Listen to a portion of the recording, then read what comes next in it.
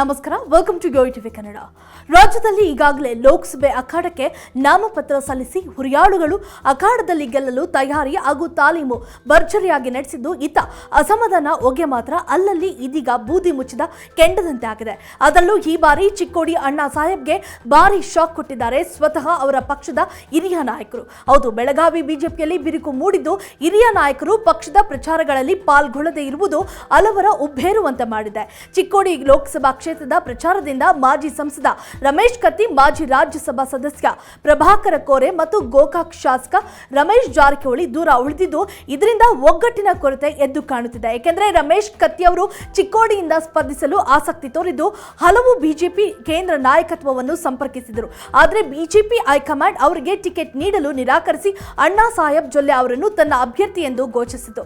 ಇದರ ಬೆನ್ನಲ್ಲೇ ಕತ್ತಿ ಕ್ಷೇತ್ರದಲ್ಲಿ ಪ್ರಚಾರದಿಂದ ದೂರ ಉಳಿದಿದ್ದಾರೆ ಎಂದು ಹೇಳಲಾಗುತ್ತಿದೆ.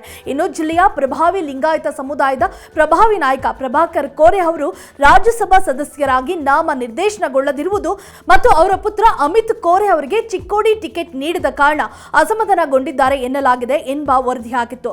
ಇನ್ನು ಇದೇ ವೇಳೆ ರಮೇಶ್ ಜಾರಕಿಹೊಳಿ ಅವರು ಚಿಕ್ಕೋಡಿಯಲ್ಲಿ ಬಿಜೆಪಿ ಅಭ್ಯರ್ಥಿ ಪರ ಪ್ರಚಾರ ಮಾಡುವುದಕ್ಕಿಂತ ಹೆಚ್ಚಾಗಿ ಬೆಳಗಾವಿ ಲೋಕಸಭಾ ಕ್ಷೇತ್ರದಲ್ಲಿ ಸಚಿವೆ ಲಕ್ಷ್ಮೀ ಹೆಬ್ಬಾಳ್ಕರ್ ಅವರ ಪುತ್ರ ಕಾಂಗ್ರೆಸ್ ಅಭ್ಯರ್ಥಿ ಮೃಣಾಲ್ ಹೆಬ್ಬಾಳ್ಕರ್ ಅವರನ್ನು ಸೋಲಿಸಲು ಹೆಚ್ಚಿನ ಆಸಕ್ತಿ ತೋರುತ್ತಿದ್ದಾರೆ ಎಂದು ಹೇಳಲಾಗುತ್ತಿದೆ. ಇದರ ಅರ್ಥ ಸಹೋದರನ ಮಗಳಿಗೆ ಪರೋಕ್ಷವಾಗಿ ಗೆಲ್ಲಲು ಮಾಸ್ಟರ್ ಪ್ಲಾನ್ ಮಾಡಿದ್ದಾರೆ ಎನ್ನಲಾಗಿದೆ. ಇದಲ್ಲದೆ ಕಾಂಗ್ರೆಸ್ ಅಭ್ಯರ್ಥಿಯಾಗಿ ಅವರ ಕಿರಿಯ ಸಹೋದರ ಸತೀಶ್ ಜಾರಕಿಹೊಳಿ ಪುತ್ರಿ ಪ್ರಿಯಾಂಕಾ ಜಾರಕಿಹೊಳಿ ಅವರು ಕಣಕ್ಕಿಳಿದಿರುವುದು ತಮ್ಮ ಸ್ವಂತ ಮಗಳ ವಿರುದ್ಧ ಹೋಗಬೇಕಾಗಿರುವುದರಿಂದ ಪ್ರಚಾರದಿಂದ ದೂರ ಉಳಿದಿದ್ದಾರೆ ಎಂದು ಹೇಳಲಾಗುತ್ತಿದೆ. ಇನ್ನು ಇದರ ನಡುವೆ ಬಿಜೆಪಿಯ ಹುಬ್ಬಳ್ಳಿ ಧಾರವಾಡ ಶಾಸಕ ಮಹೇಶ್ ತೆಂಗಿನಕಾಯಿ ಅವರು ಮೂವರು ನಾಯಕರ ಸಮಸ್ಯೆಗಳನ್ನು ಬಗೆಹರಿಸುವಲ್ಲಿ ಮುಂದಾಳತ್ವ ವಹಿಸಿದ್ರು. ಇದರಂತೆ ಪ್ರಚಾರಕ್ಕೆ ಬರುವಂತೆ ಮನವರಿಕೆ ಮಾಡಿಕೊಟ್ಟರು ಕೂಡ ಇದರಲ್ಲಿ ವಿಫಲವಾದರು ಎಂದು ಮೂಲಗಳು ತಿಳಿಸಿವೆ. ಕೋರೆ, ಕತ್ತಿ ಮತ್ತು ಜಾರಕಿಹೊಳಿ ಅವರ ಬಗ್ಗೆ ಪಕ್ಷದಲ್ಲಿ ಯಾವುದೇ ಸಮಸ್ಯೆಗಳಿಲ್ಲ. ಅವರದೇ ಆದ ವೈಯಕ್ತಿಕ ಸಮಸ್ಯೆಗಳಿದ್ದು ಪಕ್ಷದ ಪ್ರಚಾರದಲ್ಲಿ ಪಾಲ್ಗೊಳ್ಳುತ್ತಿಲ್ಲ. ಶೀಘ್ರದಲ್ಲಿಯೇ ಚಿಕ್ಕೋಡಿಯಲ್ಲಿ ಕಾರ್ಯೋನ್ಮುಖರಾಗಲಿದ್ದಾರೆ ಎಂದು ಮಹೇಶ್ ಹೇಳಿದ್ದಾರೆ. ಒಟ್ಟಾರೆ ಈ ಎಲ್ಲಾ ಬೆಳವಣಿಗೆಗಳನ್ನು ನೋಡಿದ್ರೆ ಅಣ್ಣಾ ಸಾಹೇಬ್ ಜೊಲ್ಲೆಗೆ ಈ ಬಾರಿ ಒಳ ಏಟು ಬೀಳುತ್ತಿರುವುದು ಈಗಾಗಲೇ ಗೊತ್ತಾಗಿದೆ. ಇನ್ನು ಚುನಾವಣಾ ಫಲಿತಾಂಶ ಅನ್ನುವಷ್ಟರಲ್ಲಿ ಇದರ ಪ್ರಭಾವ ಎಷ್ಟರ ಮಟ್ಟಿಗೆ ಹೋಗುತ್ತದೆ ಕಾದು ನೋಡಬೇಕು.